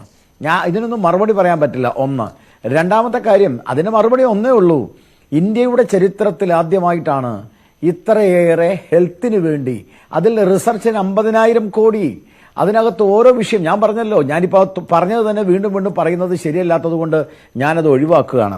പക്ഷെ അതേ സമയത്ത് നമ്മൾ ഏറ്റവും കൂടുതൽ ചിന്തിക്കേണ്ട രണ്ടാമത്തെ കാര്യം, അത് ഞാൻ നേരത്തെ പറയാൻ വരുമ്പോഴാണ് സനീഷ് സമയം കൊണ്ടുപോയത്. ഏറ്റവും പ്രധാനപ്പെട്ട വിഷയമാണ് എംപ്ലോയ്മെൻറ്റ് ജനറേഷൻ. എങ്ങനെയാണ് ഈ എംപ്ലോയ്മെൻറ്റ് ജനറേഷൻ ഉണ്ടാവുക? എംപ്ലോയ്മെൻറ്റ് ജനറേഷൻ ഉണ്ടാവുന്നത് അടിസ്ഥാനപരമായി, അതായത് ബേസിക് ഇൻഫ്രാസ്ട്രക്ചർ ഡെവലപ്മെൻറ്റിലൂടെയാണ് അൺഎംപ്ലോയ്മെൻറ്റ് ഇല്ലാതാക്കി എംപ്ലോയ്മെൻറ്റ് ജനറേഷൻ ഉണ്ടാക്കാൻ പറ്റുക. അല്ലാതെ എംപ്ലോയ്മെൻറ്റ് ജനറേഷൻ എന്ന് പറഞ്ഞാൽ റെയിൽവേയിൽ 4,000 ആൾക്കാരെ കയറ്റലും എയർപോർട്ടിൽ കൊണ്ട് 10,000 ആൾക്കാരെ കയറ്റലും അല്ല. എംപ്ലോയ്മെൻറ്റ് ജനറേഷൻ എന്ന് പറയുന്നത് ബേസിക് ഇൻഫ്രാസ്ട്രക്ചർ ഡെവലപ്മെൻ്റ് ആണ്. ആ ഇൻഫ്രാസ്ട്രക്ചർ ഡെവലപ്മെൻറ്റിന് വേണ്ടിയിട്ടാണ് 1.18 lakh crore, അതായത് 1.18 ലക്ഷം കോടിയാണ് മിനിസ്ട്രി ഓഫ് റോഡ്സിന് കൊടുത്തിരിക്കുന്നത്.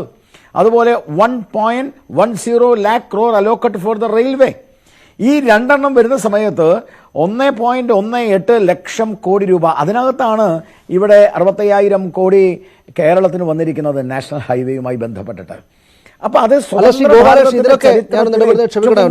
ഇതിനൊക്കെ പണം കണ്ടെത്താൻ വേണ്ടിയിട്ട് ഡെവലപ്മെന്റ് ഫിനാൻസ് ഇൻസ്റ്റിറ്റ്യൂഷൻ സ്ഥാപിക്കും എന്നുകൂടി അദ്ദേഹം ധനമന്ത്രി പറഞ്ഞുവല്ലോ. അവിടെ ഡോക്ടർ തോമസ് ഐസക് ചൂണ്ടിക്കാണിക്കുന്നതാ, നിങ്ങൾ ഈ കിഫ്ബിയൊക്കെ വല്ലാതെ കളിയാക്കിയിട്ട് ഇപ്പോൾ കിഫ്ബി, ഞാനുണ്ടാക്കിയ കിഫ്ബി മാതൃകയിൽ നിങ്ങൾ ഡെവലപ്മെന്റ് ഫിനാൻസ് ഇൻസ്റ്റിറ്റ്യൂഷൻ സ്ഥാപിക്കാൻ വേണ്ടി പോവുകയാണ്. എന്ന് വെച്ചാൽ താങ്കൾ നേരത്തെ കളിയാക്കിയ കേരളത്തിന്റെ ധനകാര്യ സ്ഥിതിയിൽ നിന്ന് ഊർജ്ജം ഉൾക്കൊണ്ടാണ് കിഫ്ബി മോഡലിലൊരു സംവിധാനം ഏർപ്പെടുത്തിയിട്ടാണ് താങ്കൾ ഈ പറയുന്ന ഈ ഇൻഫ്രാസ്ട്രക്ചർ ഡെവലപ്മെന്റിനൊക്കെ പണം സ്വരൂപിക്കാൻ പോകുന്നതെന്നാണ് പറയുന്നത്.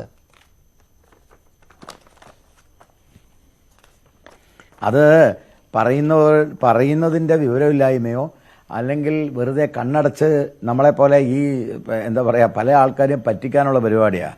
അദ്ദേഹം പറയുന്നത് എന്താ? അദ്ദേഹം പറയുന്നത് മോണിറ്റൈസേഷൻ ഓഫ് പബ്ലിക് പ്ലേസ്, അതാണ് ഒന്ന്. 2, അസറ്റ് റീകൺസ്ട്രക്റ്റഡ് കമ്പനിയാണ് നേരത്തെ പറഞ്ഞ സാധനം. ഈ അസറ്റ് റീകൺസ്ട്രക്ഷൻ കമ്പനി എന്ന് പറയുന്നത് ആര് തുടങ്ങിയതാ? അത് മൻമോഹൻ സിംഗ് തുടങ്ങിയതാ, മൻമോഹൻ സിംഗിൻ്റെ കാലത്ത്. ഈ അസറ്റ് റീകൺസ്ട്രക്ഷൻ കമ്പനി എന്ന് പറഞ്ഞാൽ അടിസ്ഥാനപരമായി എന്താ ഈ സാധനം? ഇതിനെക്കുറിച്ചാണ് അദ്ദേഹം കിഫ്ബി മോഡൽ എന്ന് പറഞ്ഞത്. ഈ അസറ്റ് റീകൺസ്ട്രക്ഷൻ കമ്പനി എന്ന് പറയുന്നത് മൻമോഹൻ സിംഗിൻ്റെ കാലത്ത് തുടങ്ങിയതാ. അതെന്തിനാണെന്നറിയോ? അത് ഈ നമ്മളൊക്കെ സാധാരണ ഇവിടെ കിട്ടാക്കണമെന്ന് പറഞ്ഞ് അല്ലെങ്കിൽ എഴുതിത്തള്ളി എന്നൊക്കെ പറയുന്ന അനാവശ്യമായ പദങ്ങൾ ഉപയോഗിച്ചുകൊണ്ട് ആളുകളെ അവഹേളിക്കുന്ന ഒരു അവസ്ഥയുണ്ടല്ലോ ബാങ്കുമായി ബന്ധപ്പെട്ട വിഷയത്തിൽ. സ്വാഭാവികമായിട്ടും പലിശയും പലിശയുടെ മുതലും പ്രിൻസിപ്പൽ എമൗണ്ടും ഒക്കെ കിട്ടേണ്ട ഒരു അവസ്ഥ വരുന്ന സമയത്ത് അതിന് ധാരാളം നൂലാമാലകൾ ഉണ്ടാവും. ഇത്തരം നൂലാമാലകൾ ഉണ്ടാവുന്ന സമയത്ത് ഒരു കമ്പനി ഫോം ചെയ്ത് ആ കമ്പനി, അത് പ്രൈവറ്റ് സെക്ടറിലെ കമ്പനി ആവാം, പബ്ലിക് സെക്ടറിലെ കമ്പനി ആവാം. ആ പ്രൈവറ്റ് പബ്ലിക് സെക്ടറിലെ കമ്പനിക്ക് ഈ ലയബിലിറ്റി ബാങ്ക് ഏൽപ്പിച്ചു കൊടുക്കുകയാണ്. അത് മൻമോഹൻ സിംഗിന്റെ കാലത്ത് തുടങ്ങിയാണ് സാർ.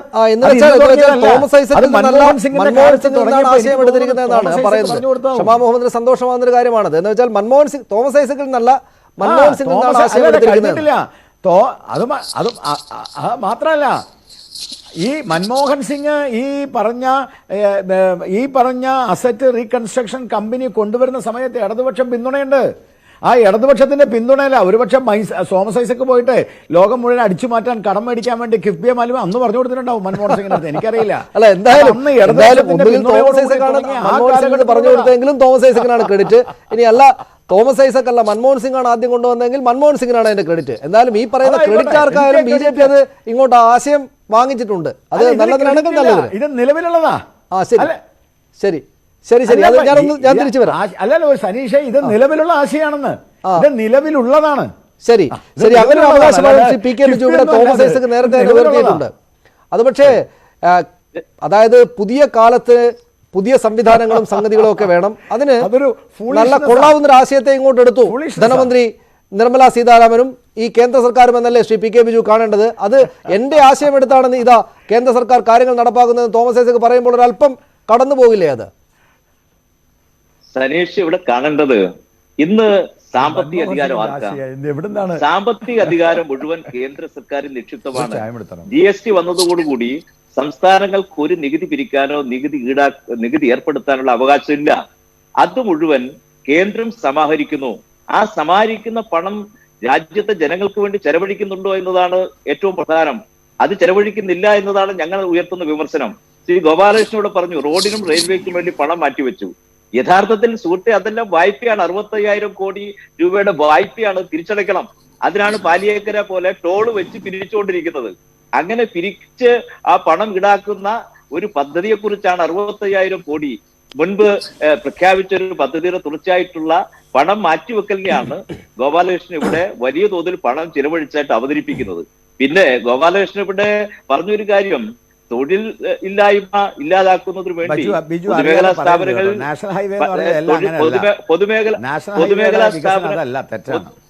ഗോപാലകൃഷ്ണൻ ഞാൻ പറയട്ടെ, പൊതുമേഖലാ സ്ഥാപനങ്ങളിൽ ജോലിക്ക് ആളുകളെടുക്കുന്നതാണോ തൊഴിലില്ലായ്മ മാറ്റുന്നതിന് വേണ്ടി ഒരു പ്രധാനപ്പെട്ട ഘടകം? അതൊരു പ്രധാനപ്പെട്ട ഘടകം തന്നെയാണ്.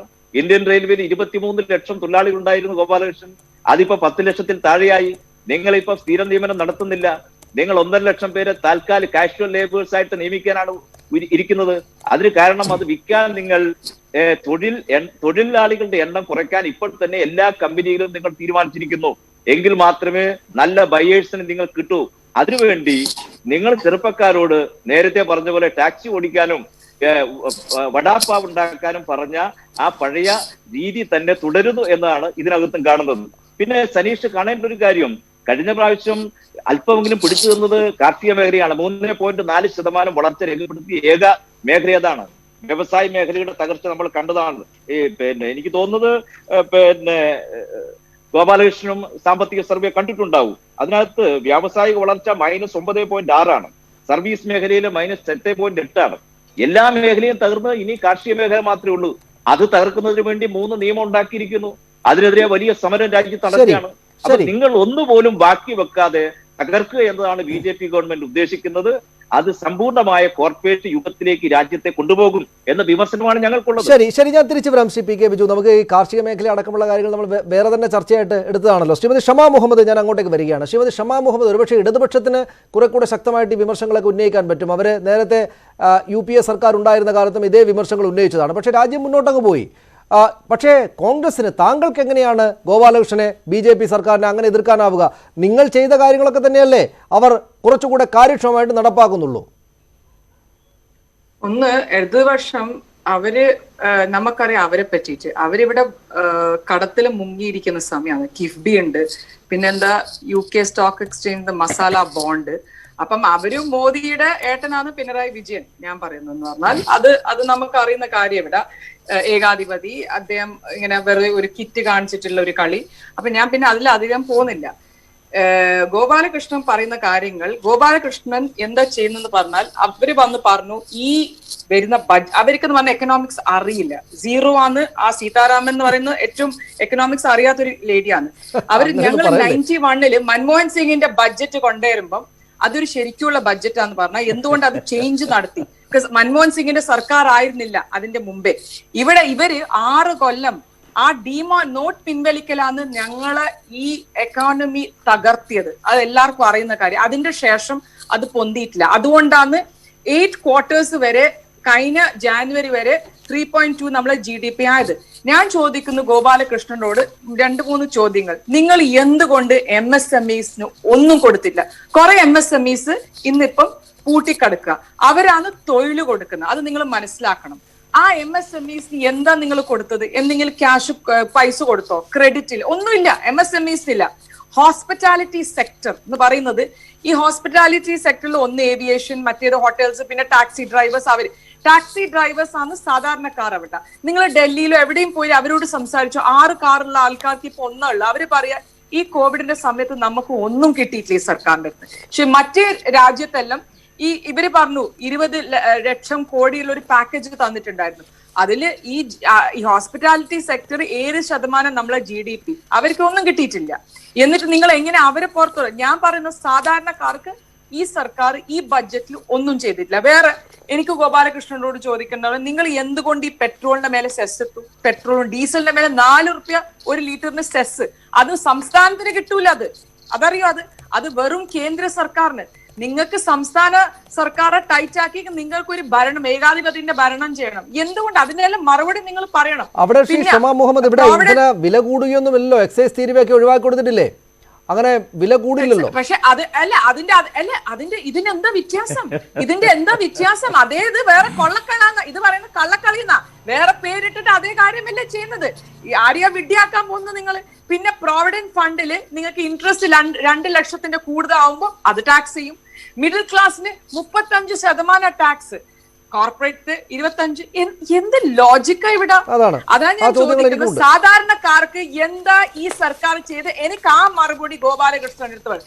എന്നോട് പറയരുത് മറ്റേത് ചെയ്തു ഇത് കറക്റ്റ് ആയിട്ട് പറയും. നിങ്ങൾ എന്തുകൊണ്ട് മിഡിൽ ക്ലാസ്, നിങ്ങൾക്ക് ഏറ്റവും അധികം മോദിജിക്ക് വോട്ട് കൊടുക്കുന്നതാണ് ഈ മിഡിൽ ക്ലാസ് എന്ന് പറയുന്നത്. അവർക്ക് നിങ്ങൾ ടാക്സ് ഡിഡക്ഷൻ ചെയ്തോ? ഒന്നുമില്ല.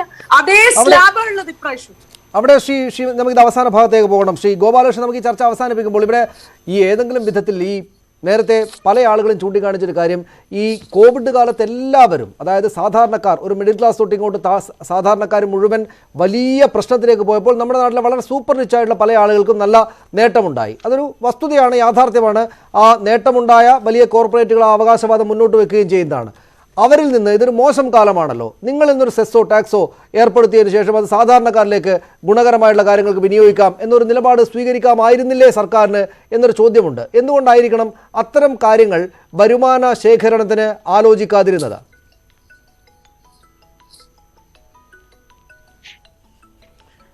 അങ്ങനെ പറയുന്നതിൽ അർത്ഥമില്ല. ആ പറയുന്നത് തന്നെ തെറ്റാണ്. എന്താ കാരണം വെച്ചാൽ, ഇവിടെ ഷമ പറഞ്ഞതിന് ഇവിടുത്തെ കോൺഗ്രസിൻ്റെ പ്രതിനിധി പറഞ്ഞതിന് ആദ്യം ഒരു മറുപടി പറഞ്ഞോട്ടെ. നിങ്ങൾ ആദ്യം ഒരു കാര്യം ചെയ്യുക. 2004 ഭാരതീയ ജനതാ പാർട്ടിയുടെ വാജ്പേയി സർക്കാർ നിങ്ങളുടെ കയ്യിലേക്ക് ഭരണം തരുമ്പോൾ, മൻമോഹൻ സിംഗിൻ്റെ കയ്യിൽ, ലോക സാമ്പത്തിക ശാസ്ത്രജ്ഞൻ എന്നൊക്കെയാണല്ലോ നിങ്ങൾ പറയുന്നത്, അദ്ദേഹത്തിൻ്റെ കയ്യിലേക്ക് ഭരണം തരുമ്പോൾ ഇൻഫ്ലേഷൻ എത്രയായിരുന്നു അറിയോ? 3.2. എൻ്റെ കയ്യിൽ അതിൻ്റെ കണക്കുണ്ട്. അന്ന് ഗ്രോത്ത് എത്രയായിരുന്നു അറിയോ? 2 ഡിജിറ്റ് കഴിഞ്ഞിരുന്നു. 11.8, അതായത് 12 അതായിരുന്നു ശതമാനമായിരുന്നു ഗ്രോത്ത്, GDP ഗ്രോത്ത്. നിങ്ങൾ അത് കഴിഞ്ഞിട്ട് ഇൻഫ്ലേഷൻ അത് കഴിഞ്ഞിട്ട് ഞാൻ സംസാരിക്കട്ടെ. ഞാൻ നിങ്ങളോട് പറഞ്ഞല്ലോ, നരേന്ദ്രമോദി കള്ളം പറയുന്നു, നിർമ്മല സീതാരാമന് വിവരമില്ല, ഗോപാലകൃഷ്ണൻ കള്ളം പറയുന്നു, BJP-ക്കാർ മുഴുവൻ കള്ളം. ആകെ വിവരമുള്ള ഒരു സ്ത്രീ അല്ലെ ഒരാൾ ഷമാ മുഹമ്മദ് എന്ന് പറയുന്നത് അർത്ഥശൂന്യമാണ്. ഇങ്ങനൊന്നും പറയല്ലേ. ഇതൊക്കെ കണ്ടുകൊണ്ടിരിക്കുന്നില്ല ആൾക്കാർ. നിങ്ങളൊന്ന് കേക്ക് ബാക്കി ആൾക്കാർ പറയുന്നത്. ഇനി നിങ്ങൾ ഇൻഫ്ലേഷൻ 3.2 അതായിരുന്നു. ഞാനൊന്ന്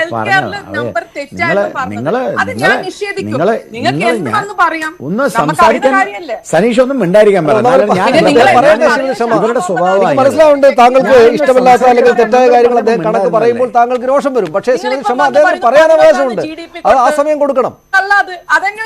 തെറ്റായതല്ല, അവർക്ക് ഇഷ്ടമില്ലാത്ത കാര്യം അത് കേൾക്കാൻ പറയേ. അല്ല, അദ്ദേഹം പറയട്ടെ.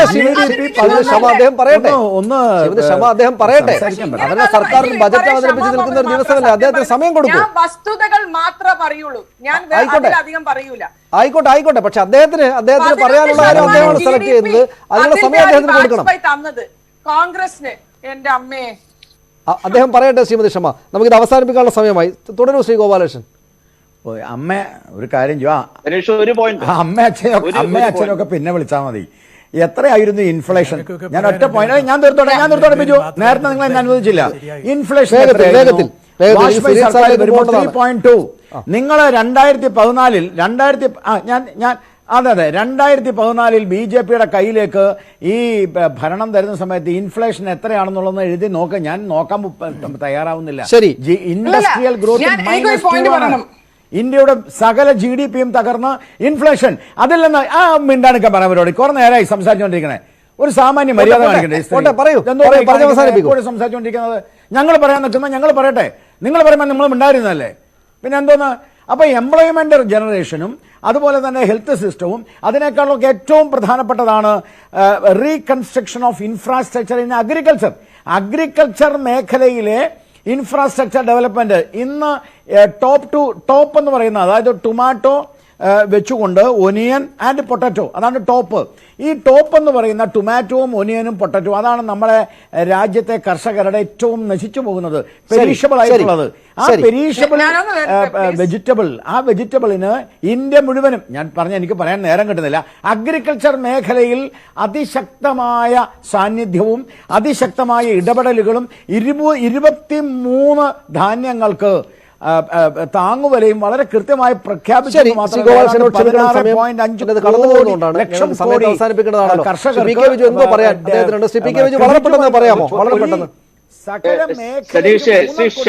ഷമാ മുഹമ്മദ് പറഞ്ഞ ഒരു കാര്യത്തിൽ തിരുത്തുണ്ട്. കാരണം അവർ UDFന്റെ സമയത്ത് 2016 ഞങ്ങൾ അധികാരത്തിൽ വരുമ്പോൾ 1,52,000 കോടിയായിരുന്നു കടം. ഇപ്പൊ 2,09,000 കോടിയാണ്. നിങ്ങളുടെ സമയത്ത് ഏതാണ്ട് 78,000 കോടി UDF കടമാക്കി. ഞങ്ങൾക്കിപ്പോ ഏതാണ്ട് 50-52,000 കോടിയേ കടമുള്ളൂ. ഇന്ത്യയിലെ കടം 40 ലക്ഷം കോടിയാണ്. അപ്പൊ ഞങ്ങൾ കടമുണ്ടാക്കിയെന്നല്ല, ഞങ്ങൾ കടമുണ്ടാക്കിയതിന് കേരളത്തിൽ വായ്പ എടുത്ത് പണിത സ്ഥാപനങ്ങളുണ്ട്, സ്കൂളുണ്ട്,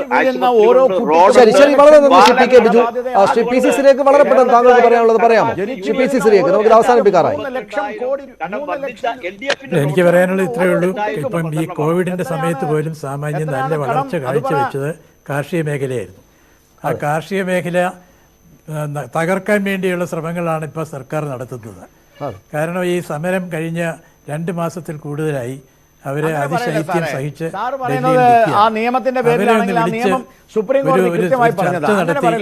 ഒരു തീരുമാനം എടുക്കാൻ പ്രധാനമന്ത്രിക്ക് എന്തുകൊണ്ട് സമയമില്ല? അതിന് പകരം മറ്റു കാര്യങ്ങൾ പറഞ്ഞ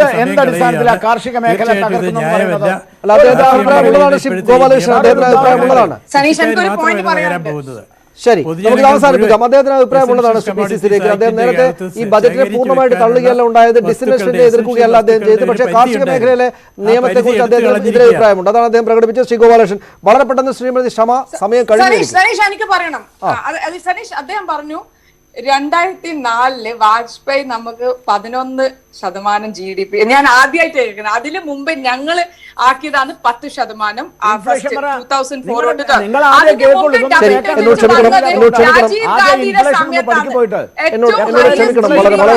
രാജീവ് ഗാന്ധിയുടെ സമയത്താണ് 10.5. മുഹമ്മദ് ഈ ചർച്ചയിൽ പങ്കെടുത്തതിന് വളരെ നന്ദി. ശ്രീ ഗോപാലകൃഷ്ണൻ, വളരെ നന്ദി. ശ്രീ PK ബിജു, ശ്രീ PCC-യിലേക്ക് വളരെയധികം നന്ദി ഈ ചർച്ചയിൽ പങ്കെടുത്തതിന്. ബജറ്റ് ചർച്ചയാണ്, അത് സംബന്ധിച്ച് നിശ്ചയമായിട്ടും രാഷ്ട്രീയമായിട്ടുള്ള എതിരഭിപ്രായങ്ങളുണ്ട്. അതാണത് പ്രകടിപ്പിച്ചത്. വരും ദിവസങ്ങളിലും നിശ്ചയമായിട്ടും ഇതുമായി ബന്ധപ്പെട്ടുള്ള കാര്യങ്ങൾ, തർക്കങ്ങൾ, ചർച്ചകൾ തുടരും. അവകാശവാദങ്ങളും എതിർപ്പുകളും തുടരും. വളരെ നന്ദി. അതിഥികൾക്ക് ഒരിക്കൽ കൂടെ പ്രൈം ഡിബേറ്റ് പൂർണ്ണമാവുകയാണ്. നമസ്കാരം.